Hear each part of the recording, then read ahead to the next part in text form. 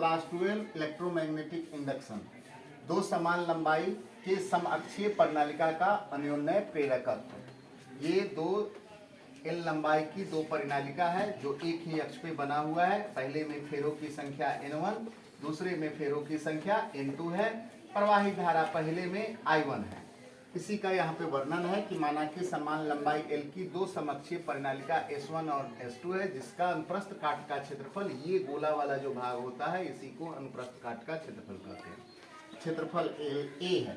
S1 परिनालिका में प्रवाहित धारा I1 है, फेरों की संख्या N1 है, जिसके कारण उत्पन्न चुंबकीय क्षेत्र B1 है।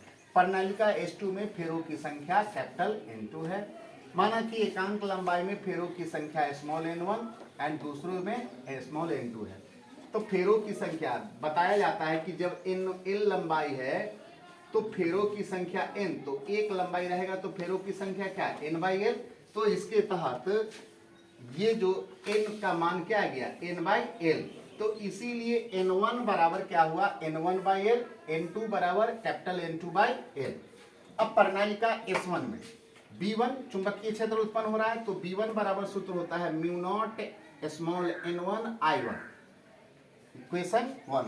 अब पहले परिनालिका में उत्पन्न चुंबकीय क्षेत्र के कारण दूसरे परिनालिका में क्या होता है, चुंबकीय फ्लक्स की उत्पत्ति होती है। पिछली क्लास में हम बताए थे कि जब दो पास में परिनालिका होती है या कुंडली होते हैं तो उसमें धारा का प्रवाह किया जाता है। तो धारा के प्रवाह होने के कारण उसमें चुंबकीय क्षेत्र की उत्पत्ति होती है। तो चुंबकीय क्षेत्र जो उत्पन्न हुआ तो उसका प्रभाव दूसरे कुंडली पे पड़ता है। दूसरे कुंडली पे पड़ने के कारण उसमें क्या हुआ, चुंबकीय फ्लक्स का जनरेट होता है। तो चुंबकीय फ्लक्स आगे पीछे मूव किया, उसके पास गया, यानी कि वहां पे चुंबकीय फ्लक्स की उत्पत्ति हुई।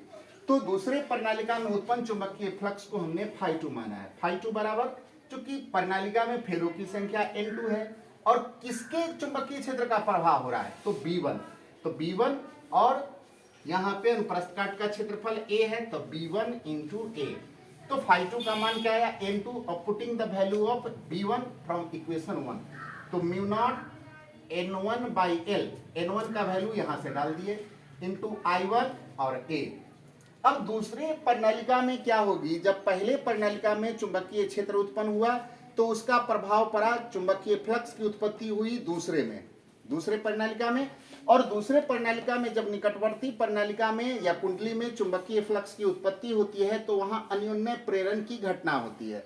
और अन्योन्य प्रेरण की घटना जो होती है उसके कारण एक कांस्टेंट होता है जिसको अन्योन्य प्रेरकत्व कहते हैं। तो अन्योन्य प्रेरकत्व के लिए फॉर्मूला है कि फाइव बराबर क्या होता है म्यू आई।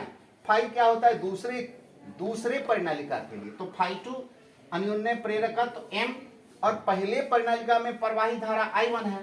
दैट मींस φ2 बराबर क्या हो गया MI1।